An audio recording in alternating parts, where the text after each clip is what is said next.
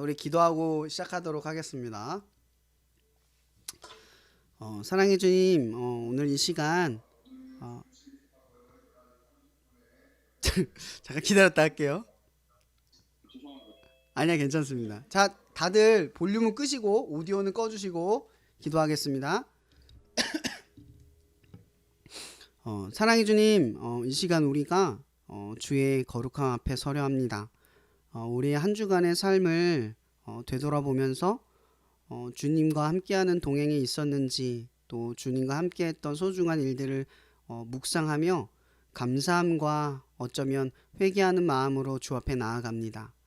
그러나 주께서는 우리의 연약함과 우리의 충분함도 상관하지 않으시고 언제나 우리를 한결같이 당신의 품으로 이끄시고 또 함께 하시기를 원하신 줄 믿습니다. 이 시간 우리가 예배를 통해서 주님의 그 친밀함을 더욱 누릴 수 있는 시간이 되게 하시고, 찬양의 고백마다 우리의 고백이 하나님께 드릴 만한 것들로 바뀌어져 갈 수 있는 복된 시간이 되도록 인도하여 주옵소서. 또한 말씀을 경청하여 들을 때에 성령님께서 우리 마음 가운데 운행하셔서 우리가 알지 못하는 것을 조명하게 하시고, 그리하여 하나님의 말씀을 순전하게 따를 수 있는 복된 마음이 우리 안에 자리 잡게 하여 주시옵소서. 우리의 삶 모든 것을 주님께 다 드리기를 원하며 살아계신 예수 그리스도 이름으로 감사하며 기도합니다. 아멘.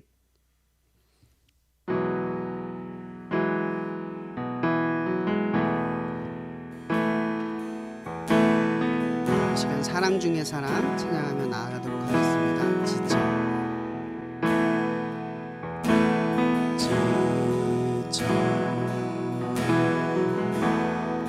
포기하고 싶을 때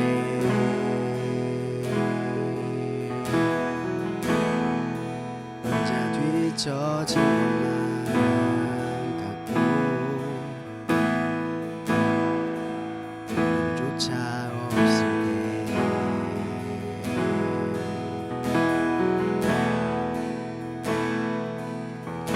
세상에 소리가 들리네.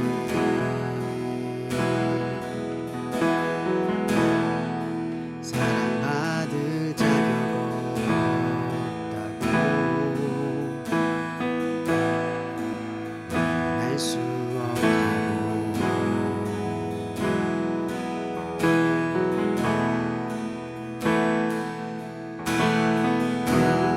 예수 사랑 중에 사랑,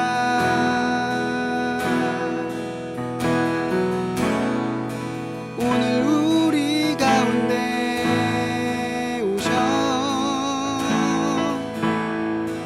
우리를 안아주시네.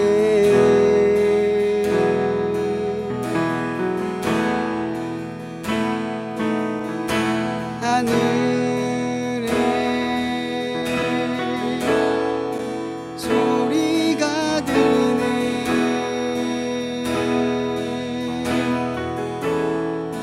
나의 사랑하는 자들아,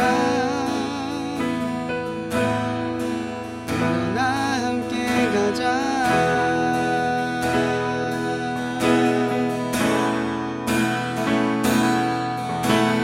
내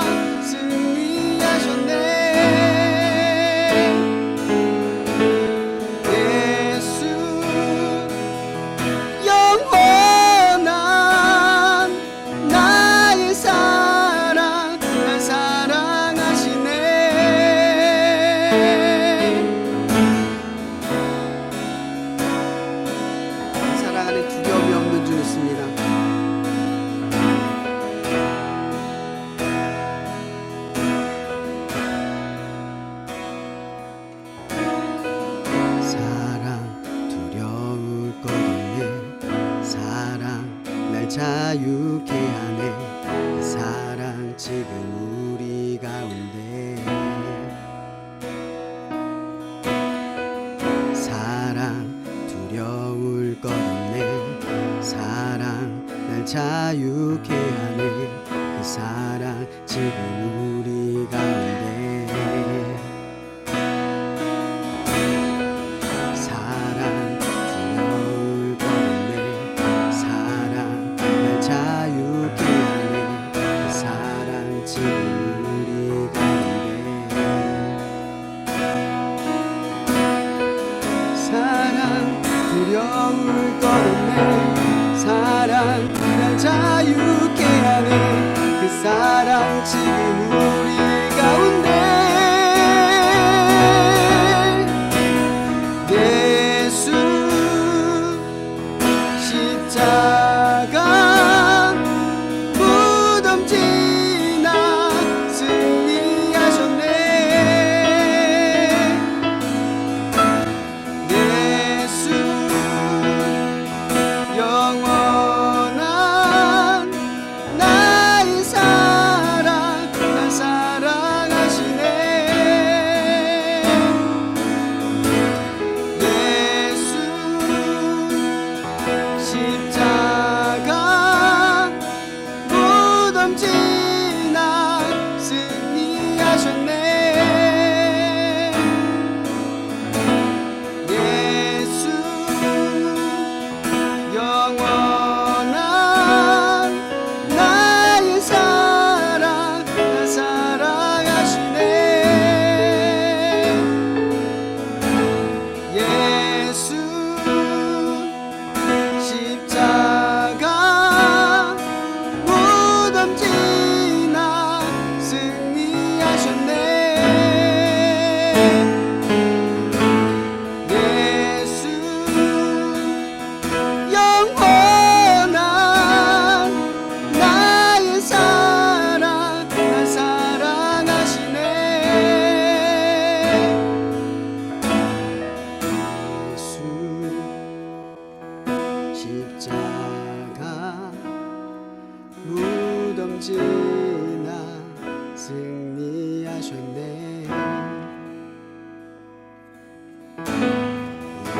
예수 영원한 나의 사랑 날 사랑하시네. 예수 십자가. 예수 십자가 무덤 지나 승리하셨네.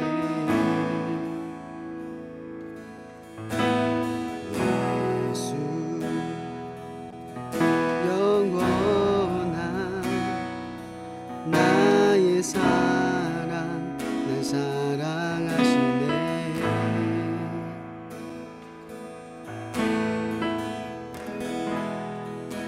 아멘.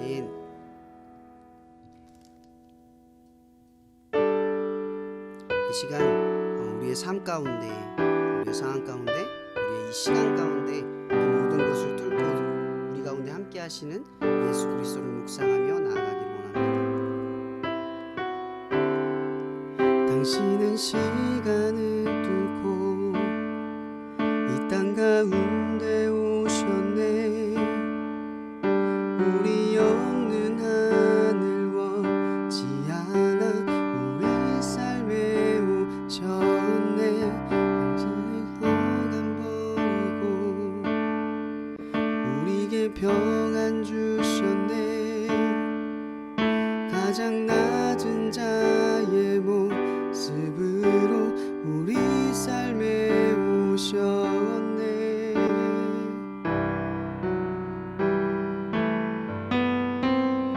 하나님 우리와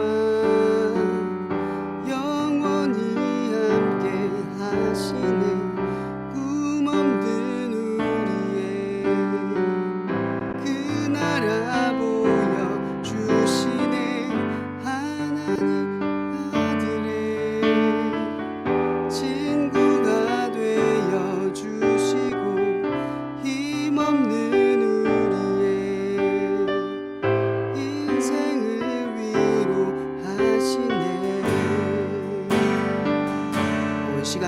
있었으면 좋겠는데요. 시간을 뚫고라는 찬양을 가만히 묵상하며 그런 생각을 해봅니다. 주님께서 이 시간을 뚫고 우리에게 오기까지 인간으로 이 땅에서 살고, 인간으로 이 땅에서 죽고, 인간으로 이 땅에서 배신당하고, 인간으로 이 땅에 고통당하고, 인간으로 이 땅에서 부인받고, 인간으로 이 땅에서 아픔을 경험하고, 인간으로 이 땅에서 소외를 느끼고, 인간으로 이 땅에서 외로움을 느꼈던 것이 그분의 결단이자 그분의 거침없는 결심이라는 것을 우리는 많이 놓치고 살아가는 것을 느낍니다. 이 시간 기도할 때는 주님께서 시간을 뚫고 내게로 오신 건 당신의 전지전능한 능력, 그것을 넘어서 그 능력을 버리고 우리를 사랑함을 보여주기 위해서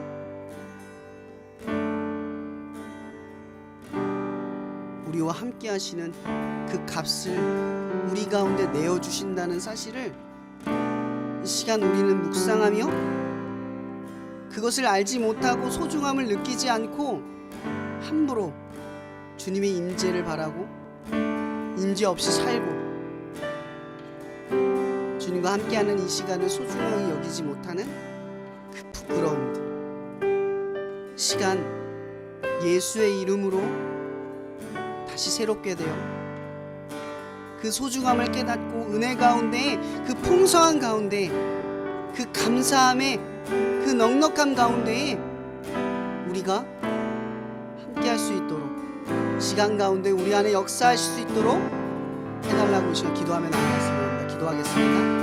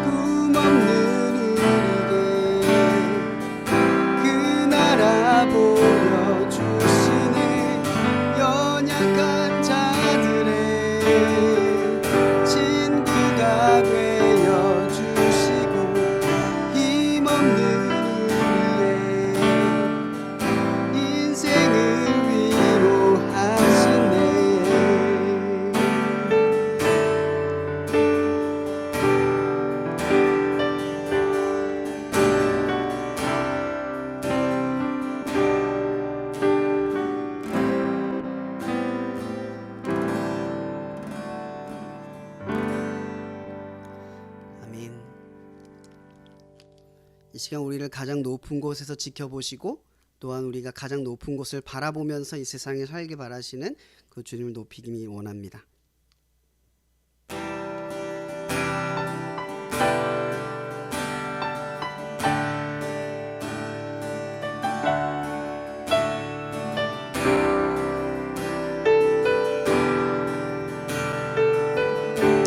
가장 높은 곳에서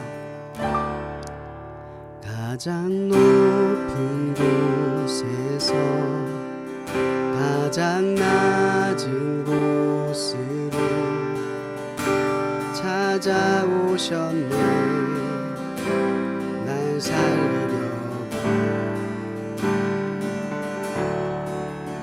영원한 죽음에서 영원한 생명으로 구원하셨네. 그 은혜로 그 사랑으로 그의 상함으로 나의 영혼 죄 사함 받았네. 그 구원으로 그의 희생으로 나의 영혼 주 안에서 자유해.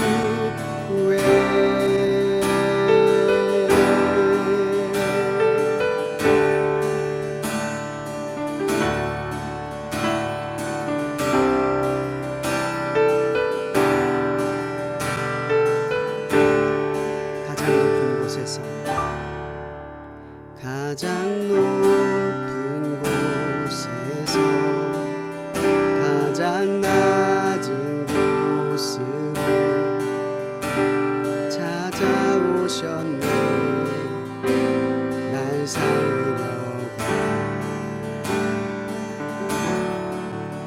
영원한 슬픔에서 영원한 생명 구원하셨네. 그 신은혜로 그 사랑으로 그의 상함으로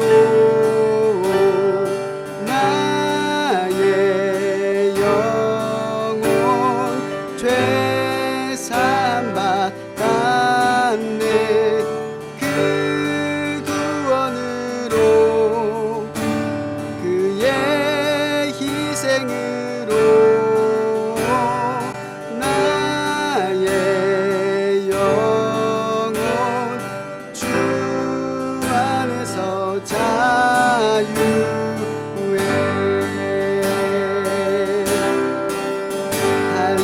할렐루야 할렐루야. 가장 높으신 주 그 영광을 찬양하네.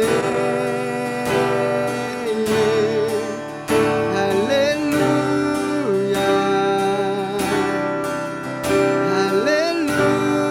할렐루야. 가장 높으신 주 그 영광을 찬양하네. 할렐루야 할렐루야.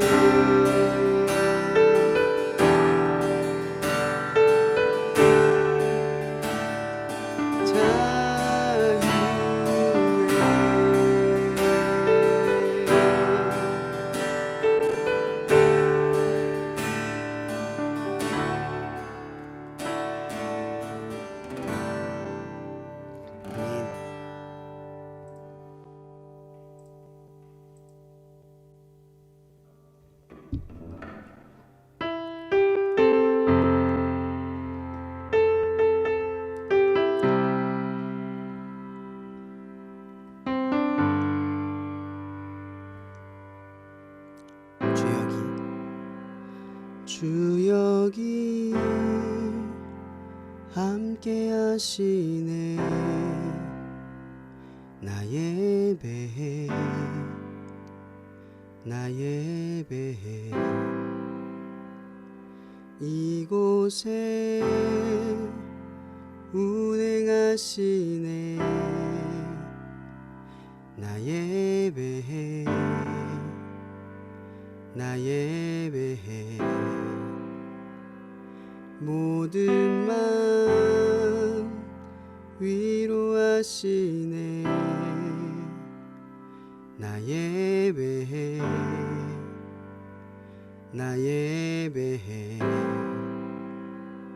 상한 자 치유하시네. 나 예배해, 나 예배해.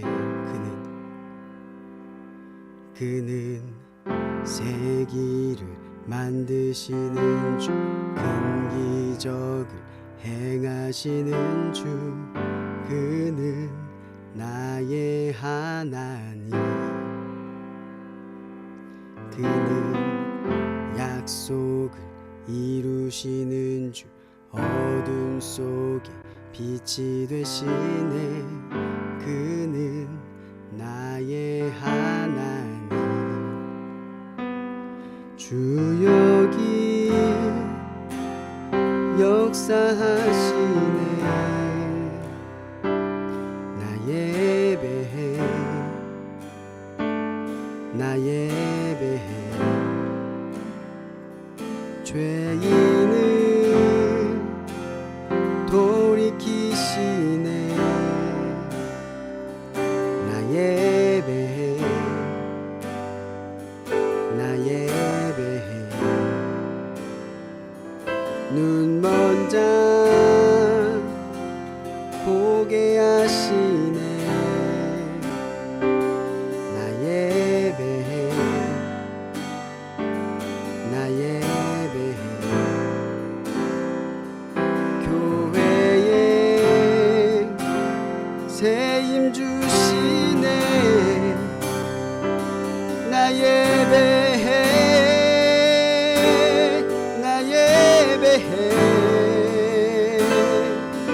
그는 세기 만드시는 주, 큰 기적 행하시는 주. 그는 나의 하나님. 그는 약속을 이루시는 주, 어둠 속에 빛이 되시네. 그는 나의 하나님. 주 여기 역사하시네.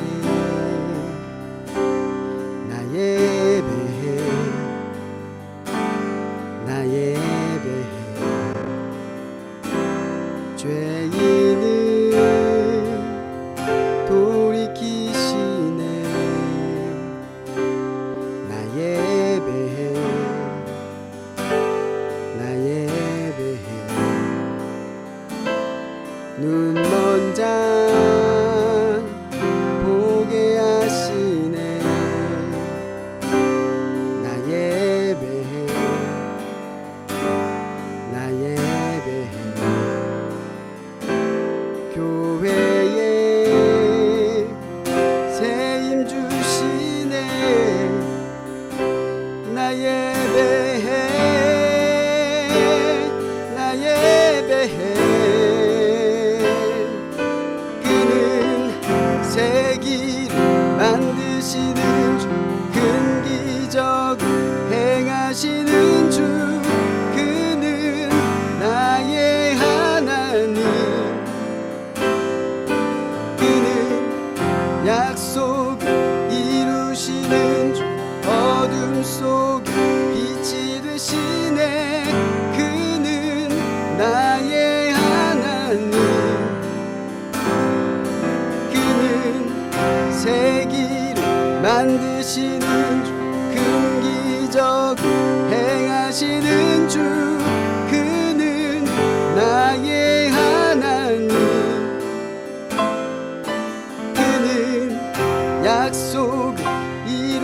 계시는 주 어둠 속에 빛이 되시네. 그는 나의 하나님, 나의 하나님, 나의 하나님, 나의 하나님, 나의 하나님. 비록 내게 보이지 않아도, 비록 내게 느껴지지 않아도 하나님은 멈추시지 않네. 하나님은 새 일 행하시네. 비록 내게 보이지 않아도, 비록 내게 느껴지지 않아도 하나님은 멈추시지 않네. 하나님은 새 일 행하시네. 비록 내게 보이지 않아도, 비록 내게 느껴지지 않아도 하나님은 멈추시지 않네. 하나님은 새 일 행하시네. 비록 내게 보이지 않아도, 비록 내게 느껴지지 않아도 하나님은 멈추시지 않네. 하나님은 새 일 행하시네. 비록 내게 보이지 않아도, 비록 내게 느껴지지 않아도 하나님은 멈추시지 않네. 하나님은 새 일 행하시네. 비록 내게 보이지 않아도, 비록 내게 느껴지지 않아도 하나님은 멈추시지 않네. 하나님은 새 일 행하시네. 비록 내게 보이지 않아도, 비록 내게 느껴지지 않아도 하나님은 멈추시지 않네.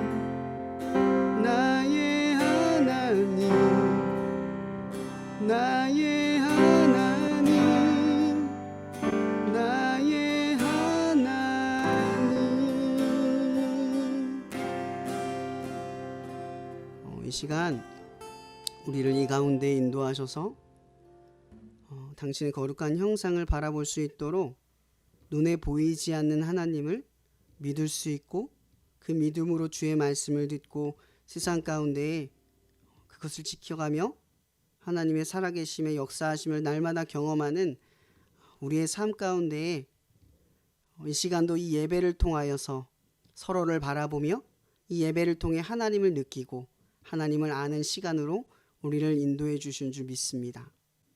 이 시간도 우리와 함께 하셔서 보이지도 않고 느껴지진 않지만 우리를 향한 하나님의 역사가 멈추시지 않고 늘 날마다 새 일을 행하시며 우리의 연약함과 죄악 가운데에서도 변하지 않는 하나님의 사랑으로 그 성품답게 우리를 변하지 않고 변하지 않으시는 그 하나님의 능력으로 한결같이 우리를 도우시는 줄 믿습니다.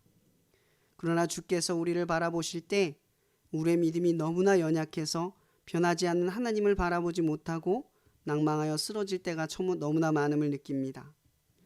그러나 주님 이 시간 우리가 예배를 통해 주의 신밀함을 회복하게 도와주시고 우리가 낭망하고 넘어졌을 때 절망과 포기의 순간이 우리에게 닥쳤을 때 하나님이 느껴지지 않는다는 하나님이 보이지 않는 그 순간 우리를 향해 멈추시지 않고 늘 새 일을 행하시는 하나님을 바라볼 수 있도록 이 시간 가운데 우리의 삶 가운데 역사하여 주시옵소서. 모든 것을 주님께 의탁하오며 살아계신 예수 그리스도 이름으로 기도합니다. 아멘.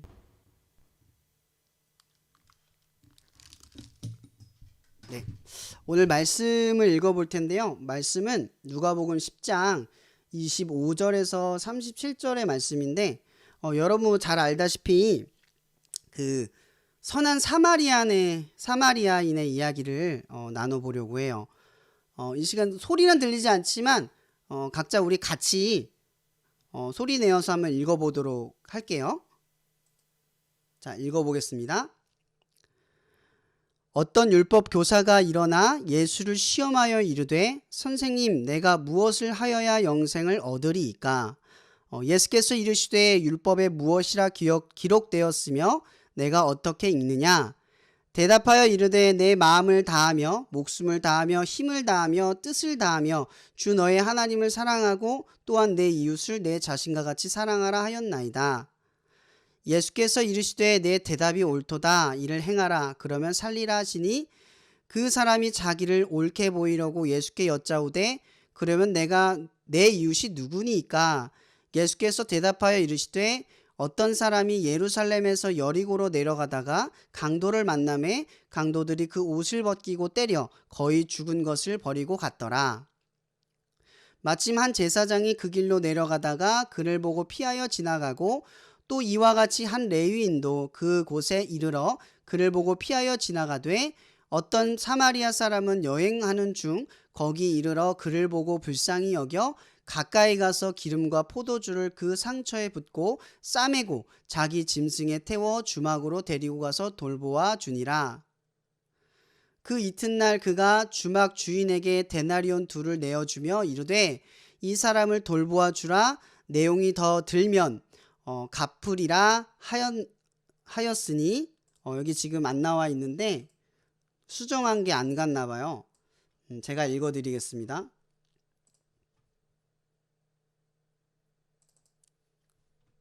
잠시만요.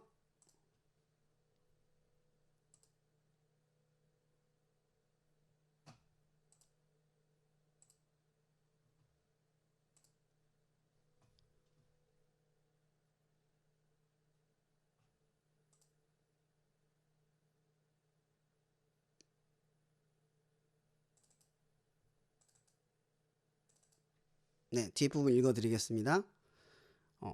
내 생각에는 이 세 사람 중에 누가 강도 만난 자의 이웃이 되겠느냐? 이르되 자비를 베푼 자니이다. 예수께서 이르시되 가서 너도 이와 같이 하라 하시니라. 아멘. 약간의 실수가 있었는데 제가 보내다가 좀 하나를 놓쳤나 봐요. 오늘 제목을 아까 이렇게 적었는데 다시 하다 보니까 그런 제목이 떠올랐어요. 복음 선을 넘다. 복음 선을 넘다라는 말씀을 가지고 오늘 말씀을 나누려고 합니다. 뭐 흔히 이 말씀은 여러분들이 너무나 잘 아는 말씀이죠. 그죠? 모른다고 하기는 어려울 것 같아요.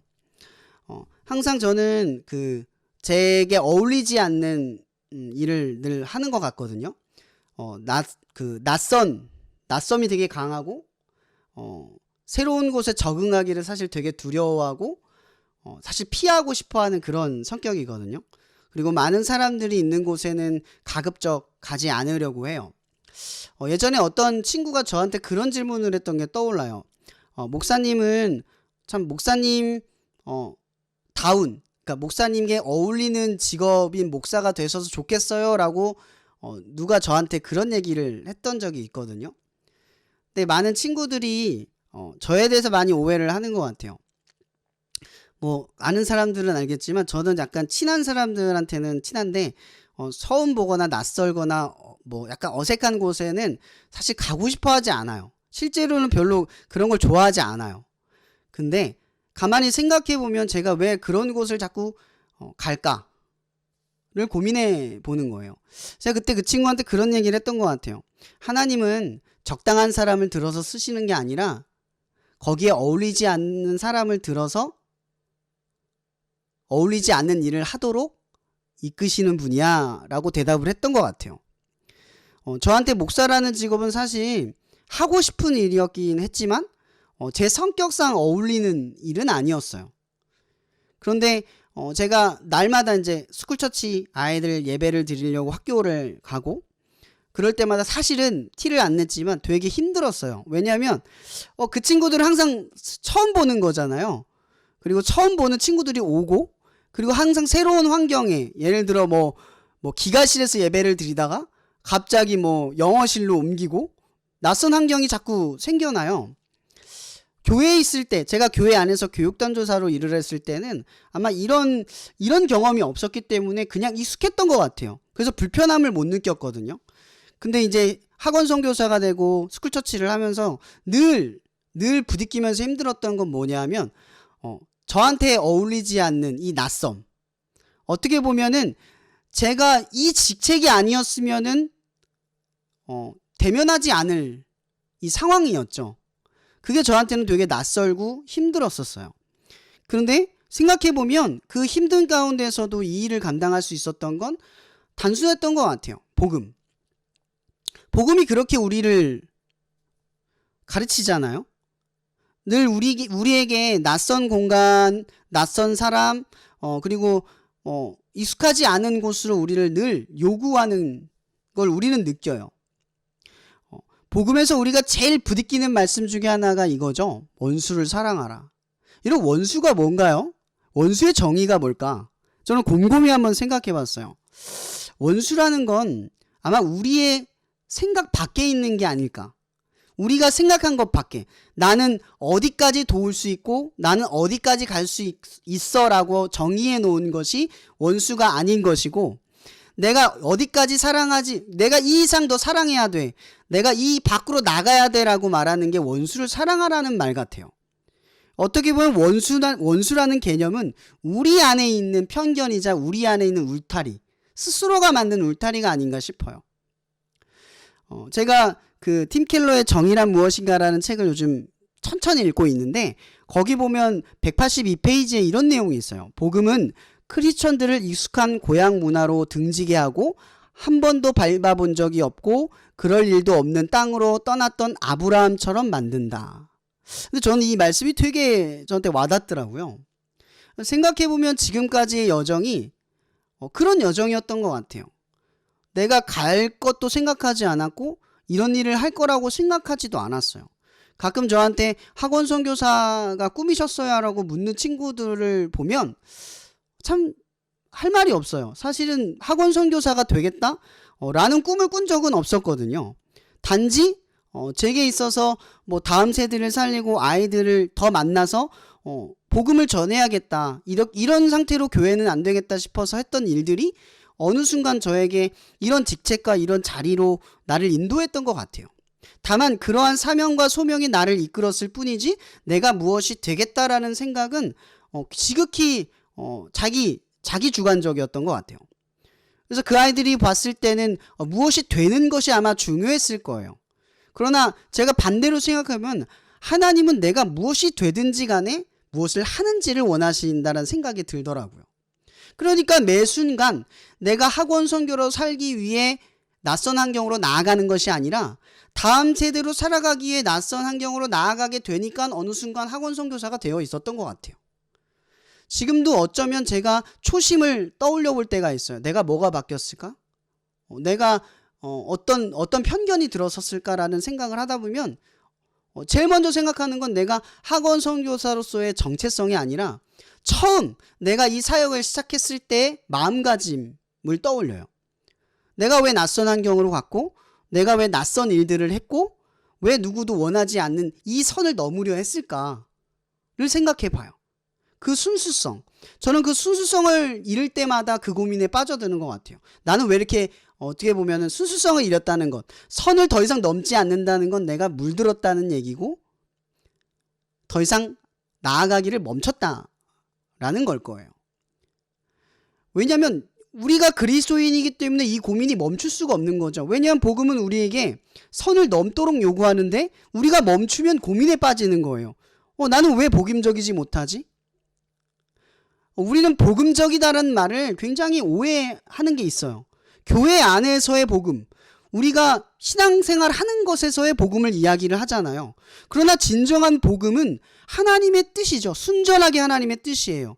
예배를 드리는 것, 기도를 하는 것, 찬양을 하는 것과 더불어 하나님의 뜻대로 이웃을 사랑하는 것. 저는 이 말씀을 항상 기억을 해요. 하나님을 사랑하라. 그리고 내 이웃을 내 몸과 같이 사랑하라. 여러분, 이것은 순서의 문제가 아니죠. 같은 한마디의 문장인 거예요.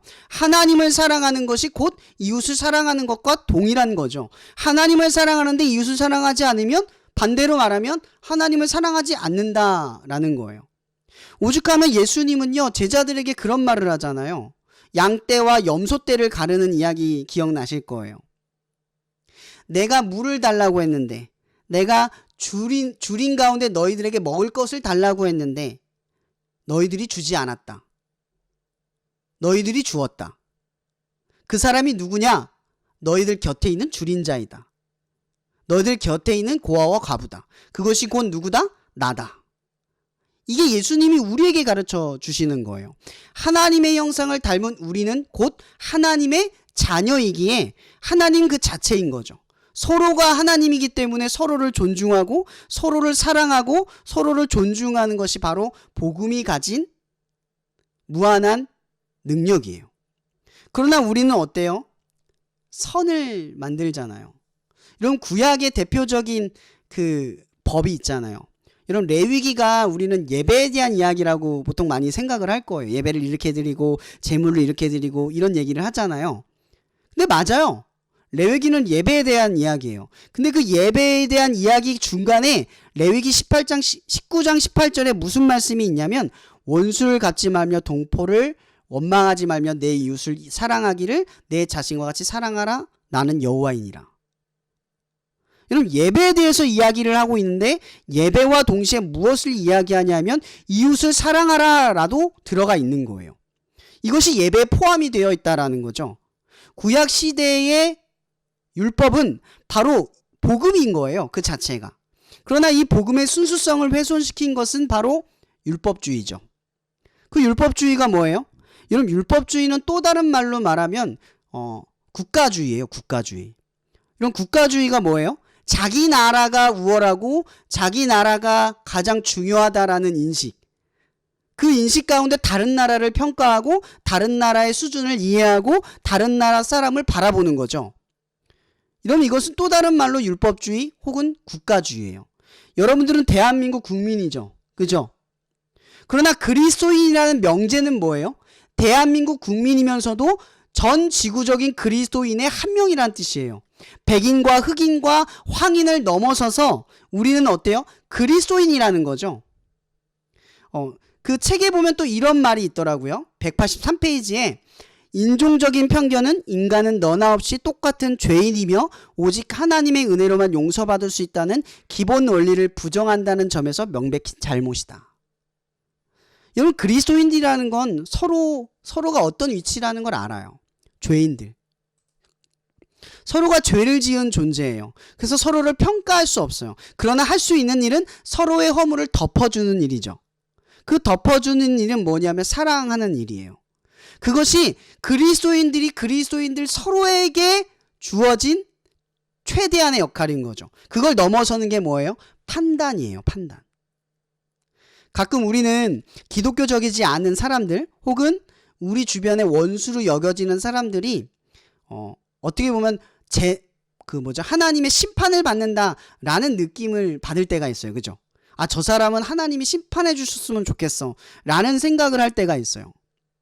여러분, 우리가 만약 하나님이 여러분을 쓰셔서 여러분을 그 사람에 대한 심판자로 쓰시면, 그래서 여러분이 이겼다라는 느낌이 들었으면 그것은 복음일까 고민해 봐야 돼요. 이런 복음의 순수성은 이기는 것에 있는 게 아니에요. 심판을 통해서 우리에게 쾌락을 주거나 만족감을 누리는 게 아니죠. 심판은 우리의 몫이 아니라는 걸 가르쳐 주는 게 뭐예요? 복음이에요. 복음은 순수하게 원수 말고 다른 개념을 넣지 않아요. 그러니까 심판과 뭐예요? 그 사람에 대한 어떤 평가와 판단은 사실은 복음적인 게 아닌 거죠. 그저 그리스도인들에겐 뭐가 있냐면 분별만 있는 거예요. 죄에 대한 분별. 그 사람의 어떤 것을 통해 내가 교훈을 얻고 그 죄악 가운데 머물지 않는 것, 혹은 그 죄악을 즐겨하지 않는 것, 혹은 그 죄악을 부러워하지 않는 것에 있는 거예요. 결국 복음이라는 것은 뭐냐면 원수라는 개념에 사실은 함정에 빠지지 않는 거예요. 우리가 날마다 원수로 만드는 것. 나는 그거 하지 않을 거야. 한번 우리가 어떤 상황에 트라우마를 경험하면 나는 다시는 그거 안 해. 이게 함정인 거죠. 더 이상 극복하려 들지 않는 거예요. 피해가는 것이 낫다. 안 하는 것이 낫다. 그 사람은 싫다. 그 사람은 나쁘다. 라는 편견이 우리 안에 가득하게 들어서는 게 뭐예요? 원수라는 개념인 거죠. 그래서 우리는 한번 고민을 해봐야 돼요. 여러분, 이웃의 개념을 한번 떠올려 봅시다. 성경은 복음에서는 그 이웃에 대한 말을 되게 많이 해요. 잠언서에는 어떤 말이 있냐면 먼 형제보다 가까운 이웃이 낫다라는 말이 있어요. 이웃. 혈연 관계보다 이웃이 나을 수 있다라는 건 복음이 우리에게 이야기하고 있는 교훈인 거죠. 그 이웃이 뭐라는 거예요? 바로 그것이 복음 안에서 우리가 깨닫는 거예요. 복음이 없었을 땐 이웃의 개념이 뭐예요? 보통 말하는 이웃의 개념. 내게 도움이 되거나 내게 피해를 입히지 않는 것이 이웃이죠. 그죠? 만약 여러분의 아파트 사는 사람도 있을 거예요. 아파트에 살고 있는데 옆집에 있는 사람이 여러분들에게 자꾸 피해를 입히고 위에 있는 사람이 자꾸 망치질해서 여러분들의 자고 있는 꿀잠을 깨운다면 여러분들은 그 사람을 이웃으로 생각해요? 옆집에 산다고 해서? 거리와 상관없이 원수가 되는 거예요. 개념이 바로 잡히는 거죠. 그러나 복음은 우리에게 어떻게 이야기하죠? 조금은 두드려서 시끄러워 잠을 깨면 복음은 우리의 마음을 두드려서 그 원수를 어떻게 이해하도록 요구하냐는 거죠. 그걸 이해하는 방식, 바로 그걸 한번 질문해 보려고 해요. 우리가 그 사람이 원수로 느껴졌을 때 그 원수를 느끼는 그 마음을 없애고 그를 사랑할 수 있게 만드는 그 근본적인 까닭이 뭐냐는 거죠. 저는 아마 이런 것 같아요. 바로 창세기 1장 28절 유명한 26절 28절 유명한 구절이죠. 우리의 형상대로 그들을 만들고.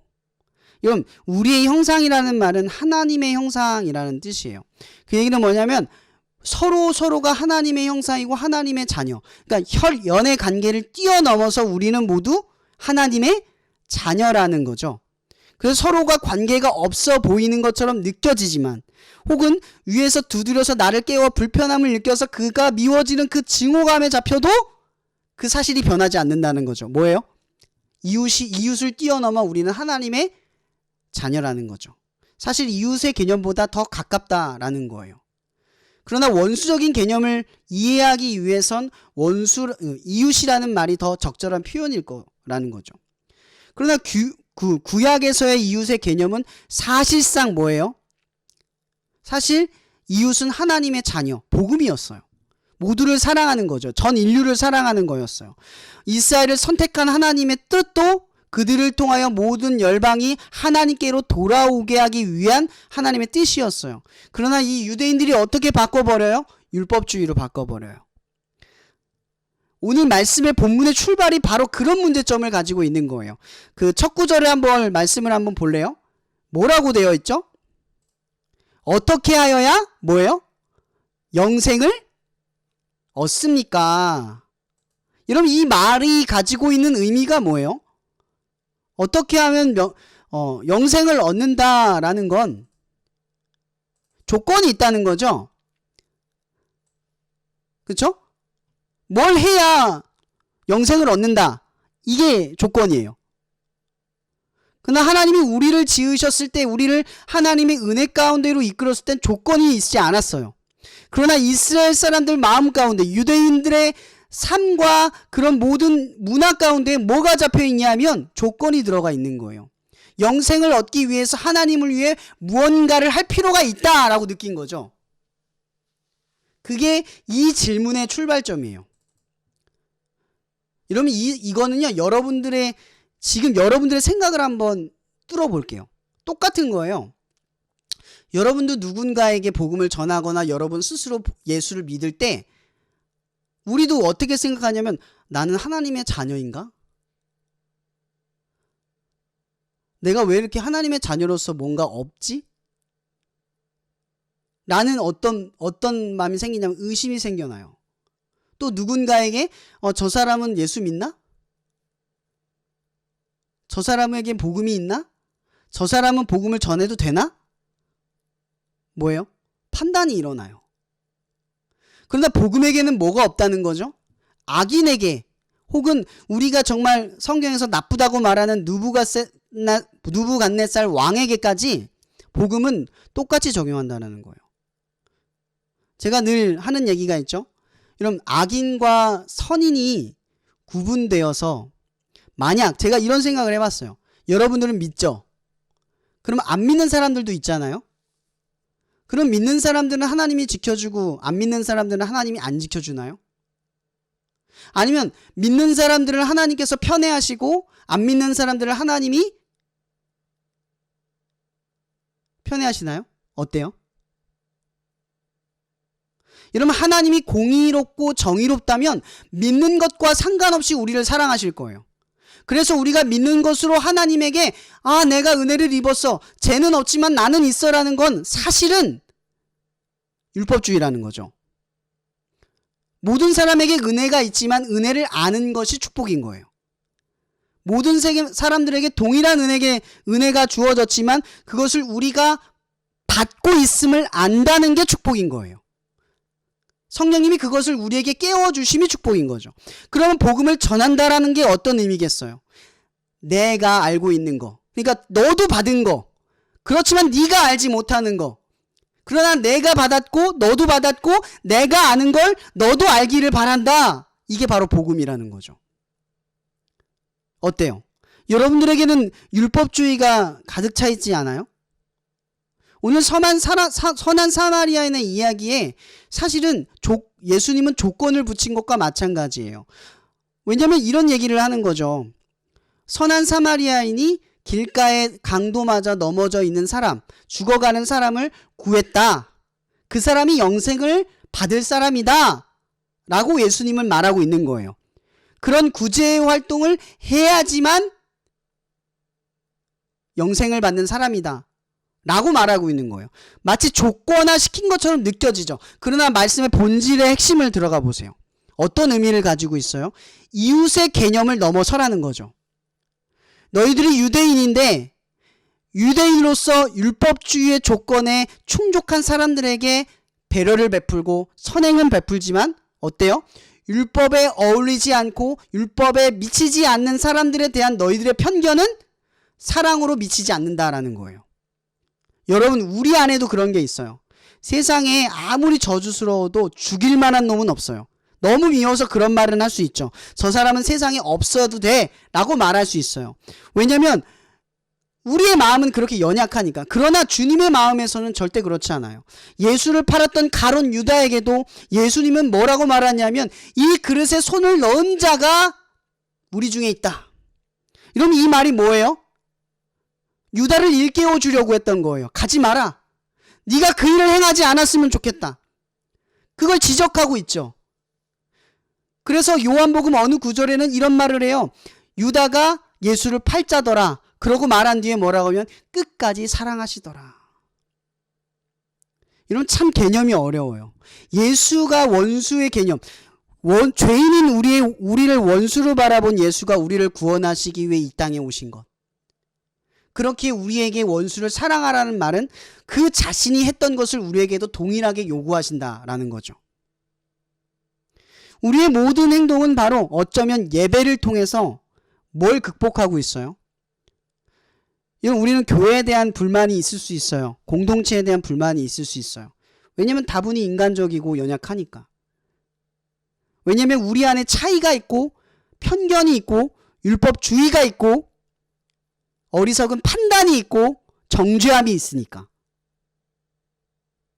그러나 우리는 그 공동체 안에서 복음이 하는 역할을 의심하지 않아요.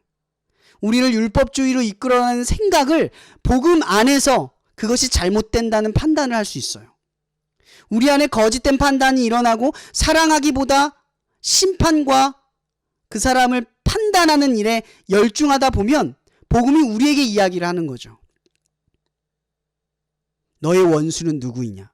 누가 원수를 정하였느냐? 내가 너희를 원수 같은 너희를 내가 사랑했다. 너희도 원수 같은 너희 형제를 사랑해야 하지 않겠느냐? 원수로 여기는 마음을 극복하고 사랑해야 되지 않겠느냐? 라고 우리에게 이야기한다라는 거죠. 저는 오늘 선한 사마리아인의 이야기를 통해서 두 가지를 끝으로 정리하려고 해요. 첫 번째, 어디까지 도와야 하는가? 첫 번째, 어디까지 도와야 하는가? 두 번째, 어떤 사람까지 도와야 하는가? 첫 번째의 명제는 이거죠. 여러분, 선한 사마리아인이 길을 가다가 죽어가는 사람을 들쳐업고 이제 어떻게 보면 호텔이죠. 숙박 여인숙에 들어가요. 그곳에 가서 그 아픈 사람을 병간호하도록 맡겨요. 그런데 어때요? 그가 수중에 가진 돈이 넉넉한가요? 넉넉하지 않아요. 그래서 뭐라고 이야기하냐면 내가 돌아와서 2달란트를 추가로 내가 내야 될 돈이 있다면 줄 테니까 나를 믿고 그 사람을 고쳐주시오. 내가 얼른 가서 돈을 가져오겠습니다. 라고 이야기를 해요. 여기서부터 우리에게 주는 질문 하나는 뭐냐면 가진 것으로 섬기지 않는다라는 거죠. 마음이 출발을 하면 나의 가진 것을 끌어내어서 내어준다라는 거예요. 이것이 주님이 우리에게 가르쳐 주신 첫 번째예요. 어디까지 도와야 하는가? 선은 없어요. 방법은 없어요. 그러나 주님이 우리에게 요구하는 것은 선이 없기 때문에 어디까지 도와야 하는가? 원수 여기는 마음처럼 선을 긋는 걸 넘어서야 한다라는 거예요. 두 번째, 어떤 사람까지 도와야 하는가? 사실 이게 진짜 어려운 것 같아요. 저도 살다 보면 정말 증오스럽고 미운 사람들이 많아요. 왜 나한테 이렇게까지 하는 그 미운 사람들이 참 많아요. 물론 저도 원수를 여기는 마음을 깨끗이 씻어내거나 그 증오감을 버리지는 못했어요. 하지만 늘 생각해요. 주님이 그 마음을 원할까? 그 마음을 바랄까? 어떨 땐 그런 생각도 해요. 만약 그 원수를 여겼던 사람이 나한테 도와달라고 말하면 나는 그 사람을 도울 수 있을까? 도와야 할까? 라는 생각을 많이 해봐요. 우리에게 이러한 도전이 생겨나는 가장 큰 까닭은 뭐예요? 원수를 사랑하라는 말이 여러분들을 주장하기 때문이에요. 그래서 여러분들 오늘 선한 사마리아인의 이야기를 통해서 여러분 삶에서 이 두 가지 질문이 항상 던져졌으면 좋겠어요. 어떤 상황, 어떤 사람이 있었을 때 어디까지 도와야 하는가? 그리고 어떤 사람까지 도와야 하는가? 그 질문을 통해 내가 원수로서 선을 그었던 것이 있다면 그것을 넘어서는 여러분이 되기를 바랍니다. 그래서 가진 것으로 섬기는 것이 아니라 주님이 주신 것으로 섬길 줄 알고 여러분들의 가진 그 자잘한 별봇 없는 감정을 가지고 사랑하는 것이 아니라 여러분들을 사랑한 그 사랑을 믿고 사랑 가운데 사랑하는 여러분이 되기를 바랍니다. 기도하고 마치겠습니다. 사랑해 주님, 오늘 이 가운데에 선한 사마리아인의 말씀을 통해 우리 가운데 속삭이시는 성령님의 음성을 기억합니다. 우리가 이제 일상을 살아갈 때에 원수로 여겼던 마음, 우리도 모르게 선을 긋고 또 어디까지 또 어떤 사람까지 라고 생각했던 그 잘못된 그 죄악들을 떠올려 봅니다. 그러나 우리는 연약하여서 주님의 긍휼과 주님의 사랑으로 날마다 고쳐지지 않고서는 우리의 힘으로 도무지 나아갈 수 없으니 주님 우리를 정죄치 마시고 우리를 사랑하시고 우리의 허물을 덮으셔서 하나님의 사랑 가운데 자라나게 도와 주시옵소서. 그래서 우리가 가진 것으로가 아닌 하나님이 주신 것으로 섬기게 하시고 또한 우리가 원수 삼는 마음을 이기고 원수를 사랑하신 우리를 사랑하신 하나님의 사랑을 덧입고 넉넉하게 사랑할 수 있게 주님 도와주시옵소서. 날마다 우리의 삶 가운데 이러한 도전이 있을 때 이 말씀이 우리 가운데 역사하셔서 우리로 하여금 복음으로 살아가게 하여 주시옵소서. 태초부터 지금까지 우리에게 말씀하시는 하나님의 사랑이 십자가에서 이 모든 사랑을 증명하신 그리스도의 은혜가 날마다 우리의 삶 가운데에 보이지 않아도 느껴지지 않아도 멈추시지 않고 새 일을 행하시는 하나님을 바라보며 믿고 그 소리에 귀 기울이게 하시는 성령님의 감화 감동이 날마다 우리 더드림팀 모든 공동체 팀원들 한 명 한 명마다 함께하기를 예수 그리스도 이름으로 축복하며 기도합니다. 아멘. 감사합니다.